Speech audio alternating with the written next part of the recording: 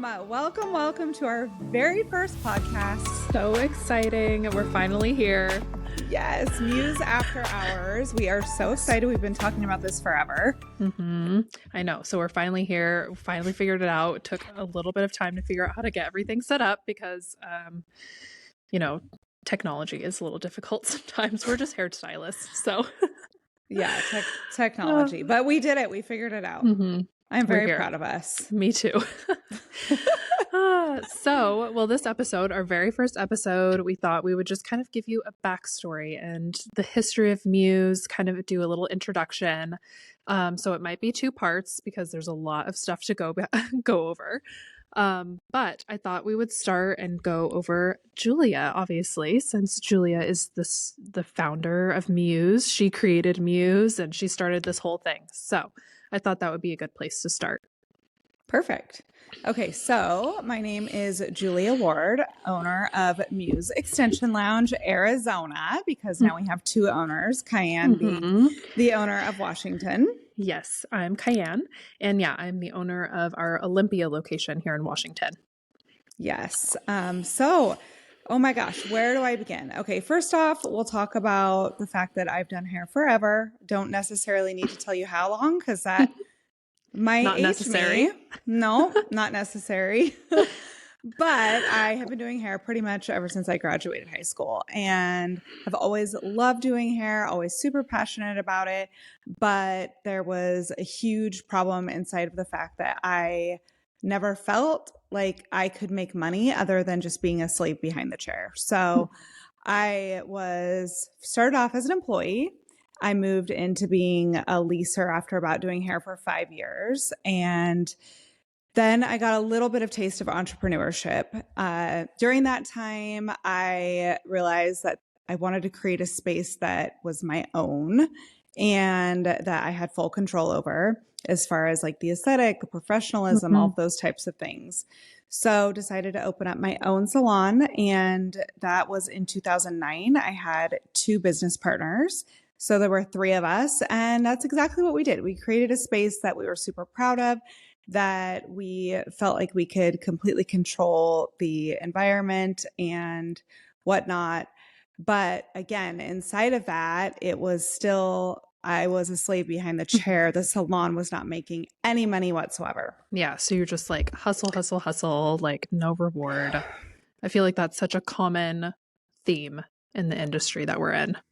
Yeah. Oh, for sure. I mean, I feel like that's why most people end up moving on because they feel like there's no way to retire. There's no way to slow down. It's just the grind behind the chair, which it takes a special person to kind of keep that that passion and that drive without like the monetary reward. So yeah.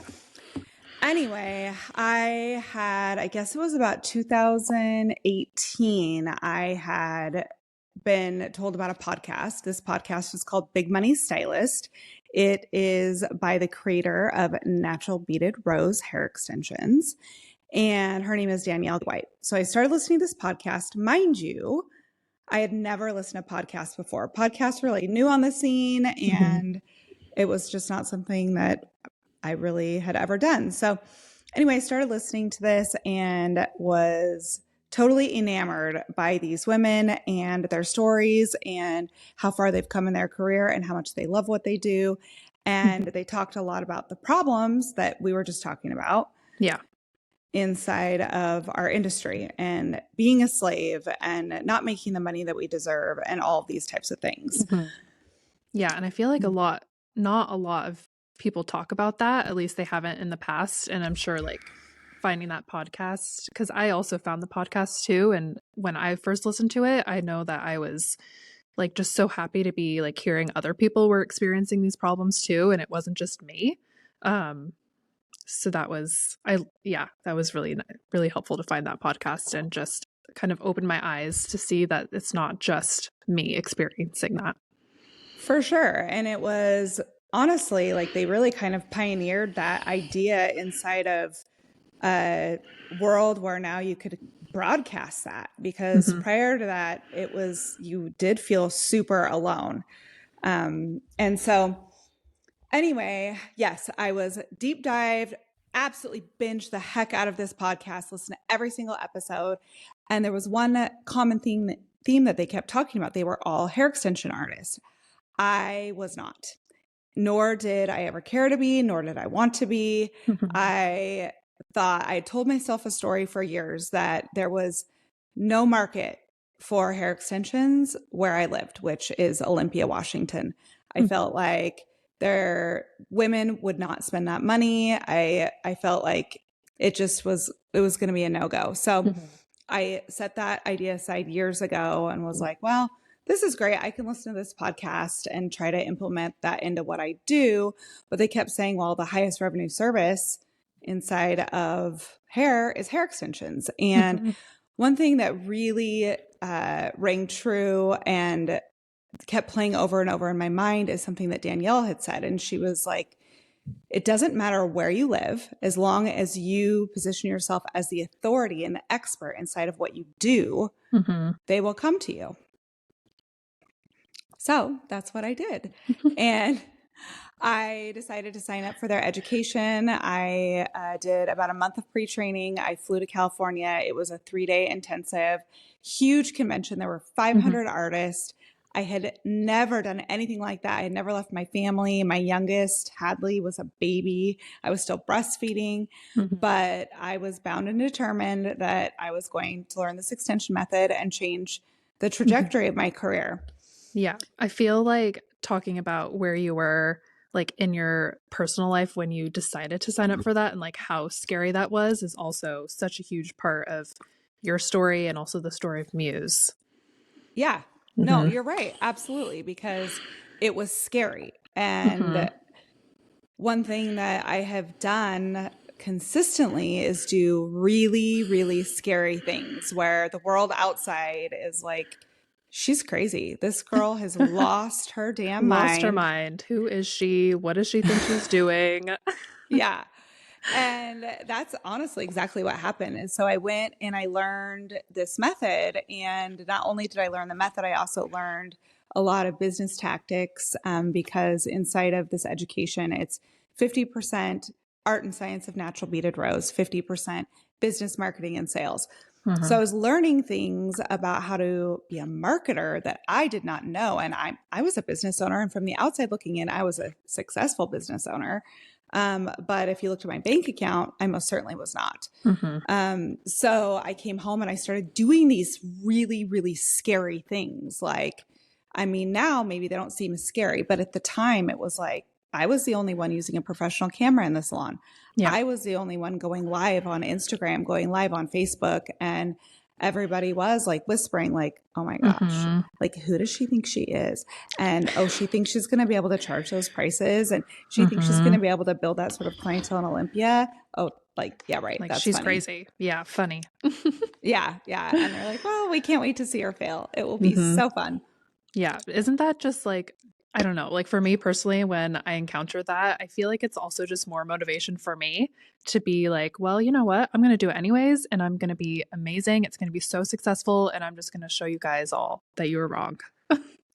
Yeah, for sure. I mean, that's always like a little bit of the reward. Obviously, the reward inside of like what it's actually doing for you and your family and the self-confidence.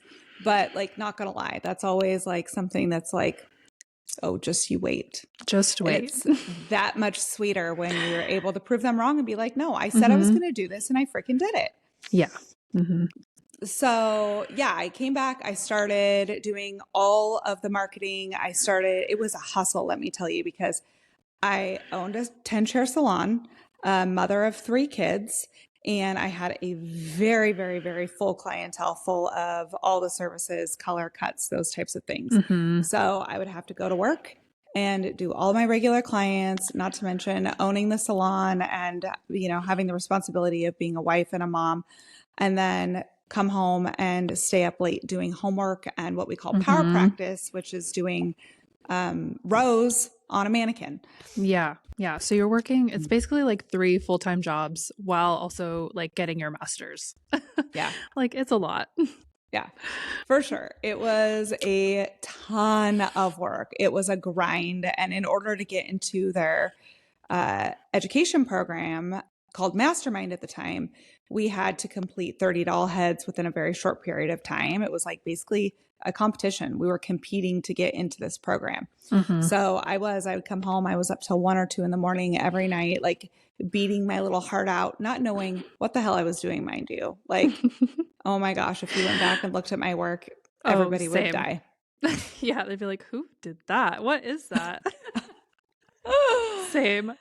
Yes. But over time, that consistency started to work. So I would say people ask me all the time, like, how did you do it? What was your secret? And I always say, just consistency, waking up and doing the work every day. There wasn't any like magic formula. There was nothing magical about it. It was just making the choice to be disciplined and waking up and doing the work every single day, never making an excuse, never not doing the work. Yeah. And I feel like that's what separates from what we do from a lot of other people, is because of that decision to be consistent, even when it's hard and when it's scary and tough. Like, you just have to keep pushing on, even if it's just one foot in front of the other. You just have to keep going. Yeah, exactly. And were so many times inside of my journey where I'm like, this isn't working. Nobody's watching. I'm not getting like any leads, any applications.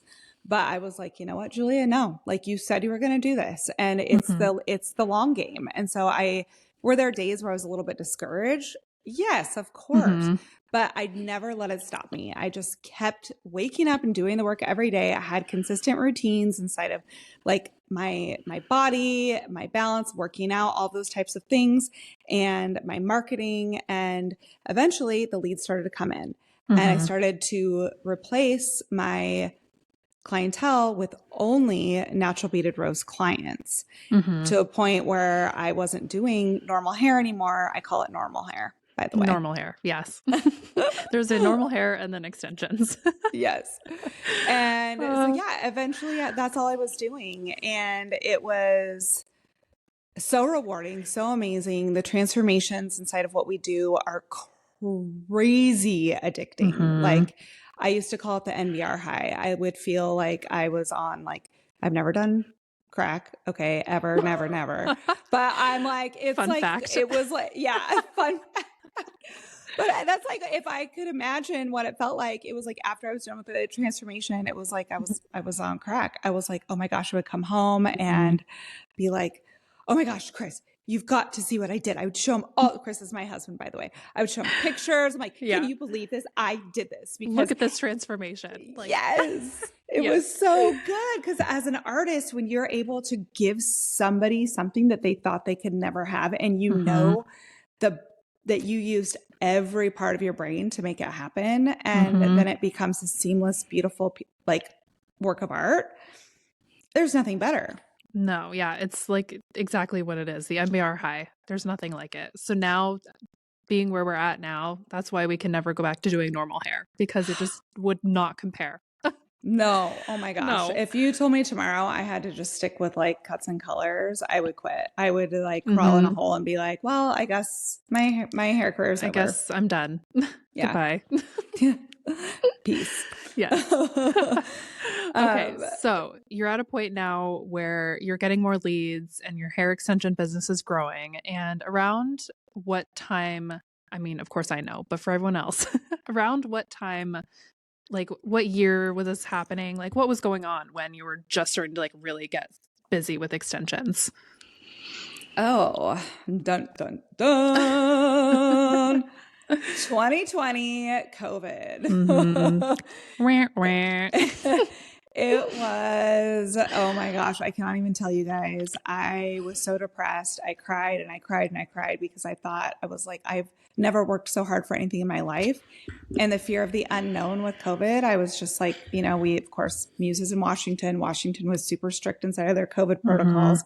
We had to shut down, and I was so distraught.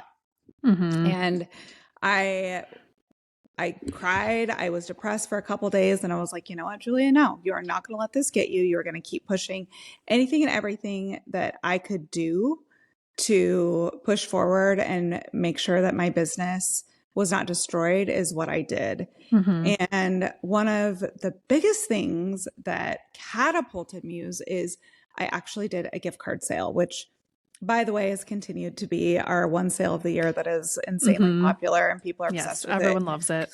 We just ran it over the weekend on Black Friday, or like a Small Business Saturday. Yeah.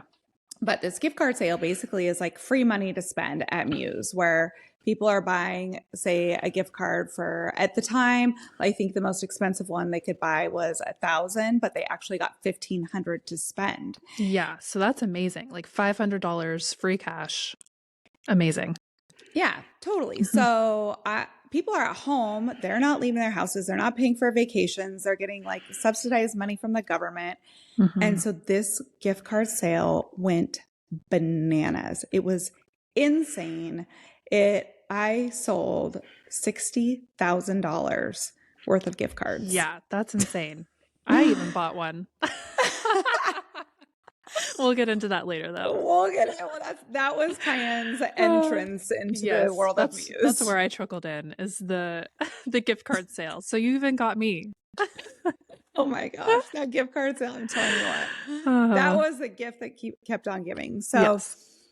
Now, to kind of backtrack, during that time, things were getting really, really weird at the salon that I owned.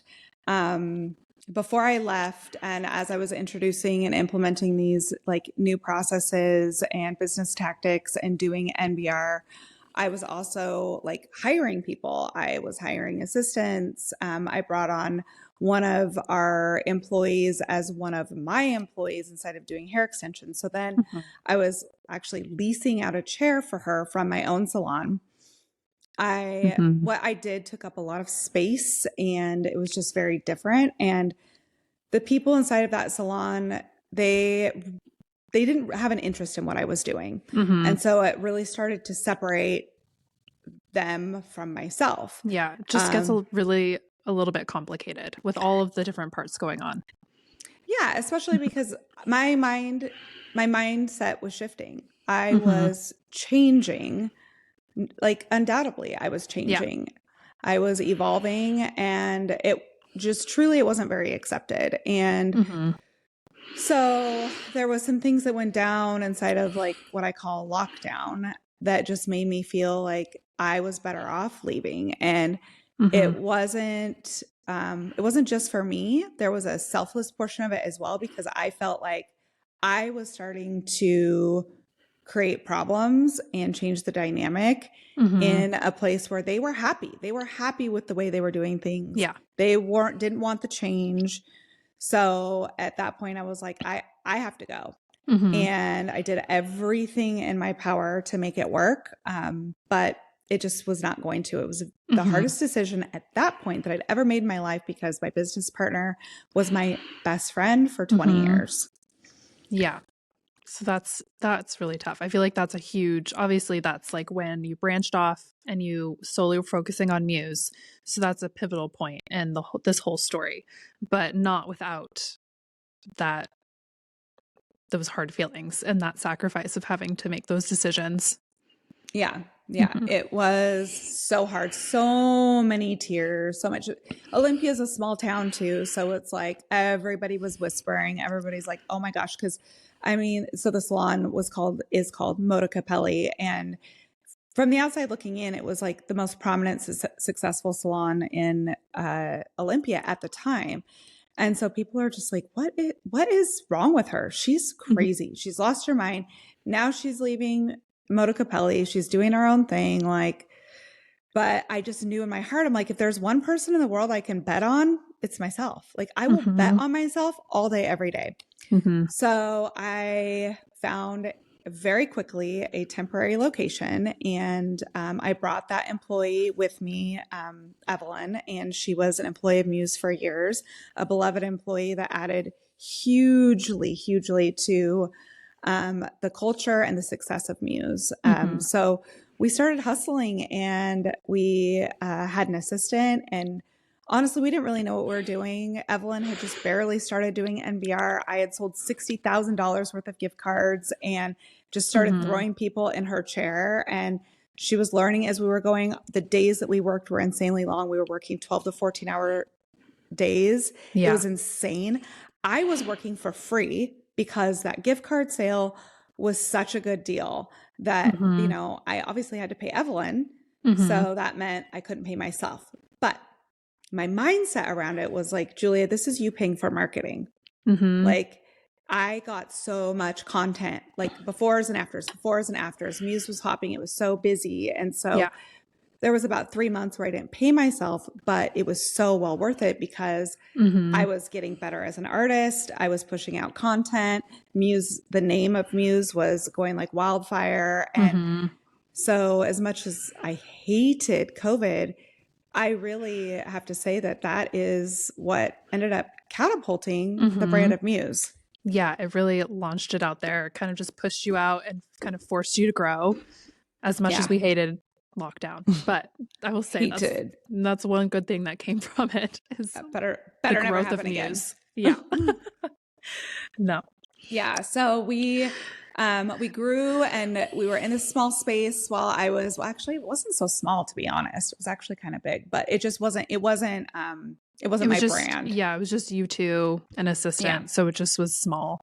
Yeah. And so I was on the search to build out my actual beautiful dream salon. I really wanted it to be on the water. It was something I had thought long and hard about and fought for, and eventually ended up in this stunning space that Cayenne is sitting in right now. And the amount of hair that we have produced inside of that salon is absolutely insane. Yes, because this is all we do all day, every day. We say that all the time is extensions, natural beaded rose. And so we have so much repetition and we love what we do. Yeah, we do. And so that's kind of the backstory on how Muse began. And Muse is very special to me because it is the actual first time I have been in 100% control of my own brand. I have not had to answer to anybody. I was able to create the exact culture I wanted, because I will say that is one thing. I mean, yes, there are so many extension artists out there and different extension salons, but what sets Muse apart? Well, I mean, there's a lot that sets it apart. But one of the biggest things is the culture. And we have such an incredible culture that we let our clients in on that is special and unique and amazing. And so being able to create that and share that with the world has been incredible. Yeah. And that is honestly, we'll get into this in our next episode when we go over how I found Muse and how I found Julia. But that is one of the reasons why I was attracted to Muse and the brand, is because of what Julia has built. And a huge part of that is the culture we have, because it's not like any other salon I've ever been a part of. And it's just one of those things that makes Muse different. Yeah, it is, because we love each other. Like, we cheer each other on. We do not view each other as competition. It's like, if the person next to me is winning, that means I'm winning too. And that is something that is so special and so different inside of a very competitive industry with a lot of women that end up like kind of out of their own insecurities, creating competition and friction. And it's just never like that at Muse. And people are able to come in and be their authentic selves. We don't put them in any sort of box, not only employees, but clients as well. Yeah, our clients, it's not just the culture we have between the stylists, but it's the whole brand of Muse. And the clients, whenever they come in, I always say, like, our clients are not just the client of whoever stylist they see. They're a client of the brand or the client of Muse in general, because when they come in, like, we all have such a good time. We're all chatting and laughing, and it's just not like any other salon I've ever been to. Yeah. It's pretty amazing. That being said, we are going to wrap up this episode, but we're kind of leaving you on a cliffhanger because I'm super excited for our next episode, where we can enter Cayenne and her story and how she found Muse and how she is. I mean, obviously there's this huge disparity, this huge gap that you guys need to be let in on the fact that we have 2 locations. I'm in Arizona, Cayenne's I'm in Washington. She's the owner of Washington. I am the owner of Arizona. There's so much to fill you guys in on, and we can't wait. But overall, this podcast is going to be full of laughter We're going to have all sorts of super fun segments where we're going to bring in guests and we're going to have games. Yes. And you guys it will meet will the whole be, team of Muse. yes. And a lot of just insight too on the struggles in being an entrepreneur and what we've been through, and really hoping to help anybody who's listening to this, like inspire them and educate them and help them in whatever entrepreneurship journey they're on as well. Yes, it's going to be great. Everyone is welcome to listen. It's not just for hairstylists. We'd love for our clients to listen too. So we can't wait to share with you guys on our next episode about my story, and we'll see you then. Yeah. And of course, you guys, make sure to follow us on Instagram at Muse Extension Lounge. Follow Cayenne, Cayenne.muse. Yes. And Julia. Yep. JuliaWard.muse. And you guys have a fabulous rest of your day. Bye. Bye.